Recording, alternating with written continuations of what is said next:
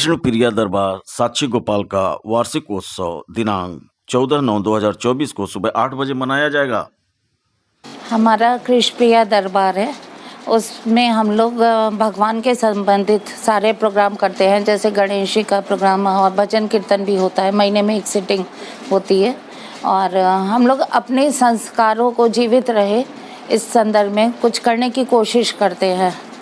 मेरी सोच है कि ये हम लोग जो अपना जैसे तुलसी जी को हम लोग रोपित करते हैं, तो वैसे जो हमारी धरती है उसमें हम लोग उसकी मंजरी को रोपित करते हैं, जिससे बहुत सारे फल तुलसी जी के पौधे निकलें और उसमें बहुत सारी मंजरियाँ हैं। वो ऐसे ही हमारे संस्कार हैं।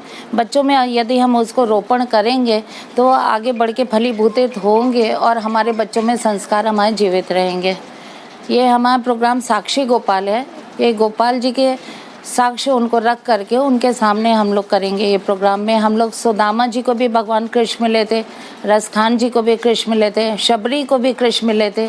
ऐसा कुछ सोच के हम लोग ये प्रोग्राम कर रहे हैं और राधा कृष्ण की लीला दिखाएंगे कि इसमें सिर्फ राधा जी जो कहते हैं लोग काल्पनिक है, ऐसा कुछ नहीं है।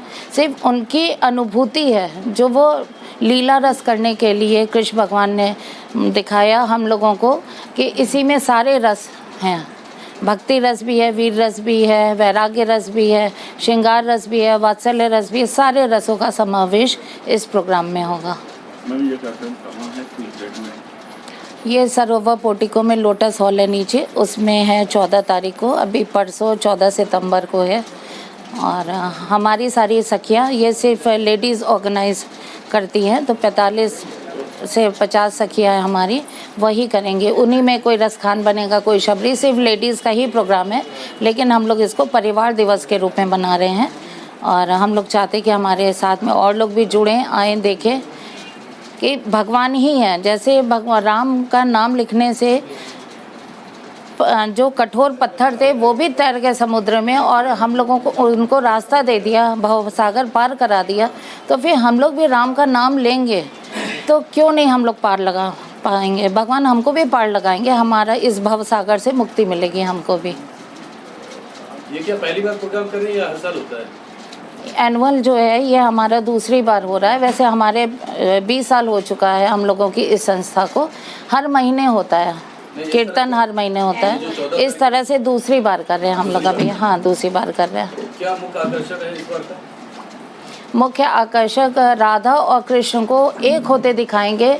निशब्द उस प्रोग्राम का नाम रखा है उस नृत्य का कि राधा ही प्रेम, राधा जो है वो कृष्ण की ही समाभूति है, अनुभूति है और कुछ भी नहीं है। जो लोग सवाल करते हैं कि राधा जी कौन है, राधा जी और कृष्ण जी दोनों एक है। जैसा कि कहा गया है, दो चकोर दो चंद्रमा, दो अली पंकज दो चातक दो मेघ प्रिय, दो पंकज होई।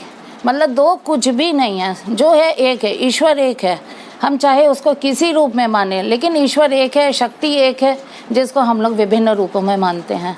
वो अदृश्य शक्ति है। तो बेसिकली ये राधा अष्टमी के अवसर पे आप कर रहे हैं? नहीं, ऐसा नहीं है। राधा अष्टमी है, कृष्ण जन्माष्टमी भी बीती है। हम लोग प्रोग्राम अगर कृष्ण से और राधा से रिलेटेड है तो या तो राधा अष्टमी होना चाहिए या जन्माष्टमी। हम लोग घर की लेडीज़ हैं तो हम लोग बच्चों का एग्ज़ाम वगैरह भी देखते हैं। कब लेडीज़ खाली हो, लगन में किसी के घर शादी ब्याह ना हो, उसमें बिज़ी होंगी, बच्चों का स्कूल ना हो, एग्ज़ाम्स ना हो, तो सब ऐसा देखते हुए जो मौका ढूंढते हैं, जो सूटेबल होता है उस समय करते हैं। क्योंकि साल भर हर दिन भगवान का बनाया हुआ 7 दिन, और कोई ना कोई अगर मन खुश है तो हर दिन त्यौहार है, हर दिन दशहरा, हर रात दिवाली है।